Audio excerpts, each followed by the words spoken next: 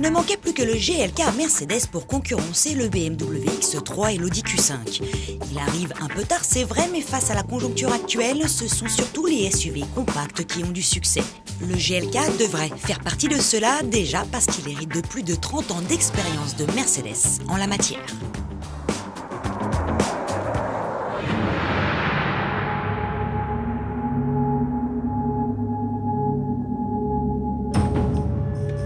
Question design, c'est une affaire de goût. Original, décalé, percutant, ce sont les mots de Mercedes qui au final lui sied bien. Il ressemble un peu à un mini GL.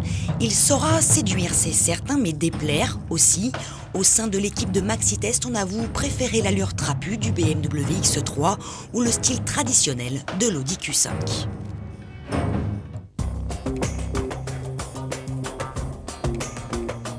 En France, il s'est vendu près de 50 000 SUV ces 10 dernières années, un succès hors norme, sauf que depuis quelques temps, ces petits 4x4 sont mal vus.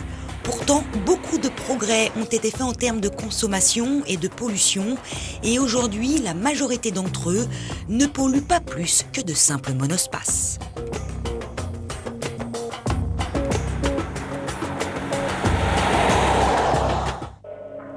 Concernant son habitacle, le GLK est bien noté. On retrouve la rigueur de Mercedes, la qualité de finition et d'assemblage est toujours sans reproche. La planche de bord n'a rien d'original, mais son ergonomie est sans faille.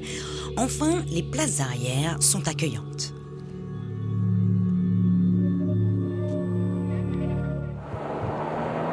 Jusqu'ici, le Mercedes GLK n'a que des bons points.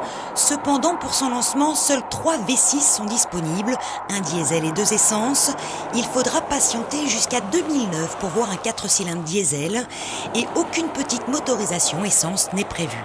Cela étant, sa tenue de route, elle est exemplaire, sécurisant.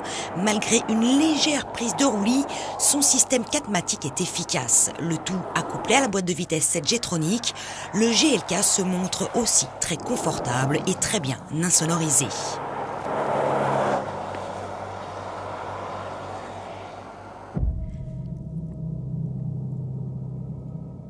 De plus, il n'y a pas que sur la route qu'il est doué, dans les chemins aussi, il ne crapahute pas comme un GL, mais presque comme un Land Rover Freelander, et la comparaison est flatteuse. Vendu à partir de 45 900 € en France, il se place bien par rapport à ses concurrents directs.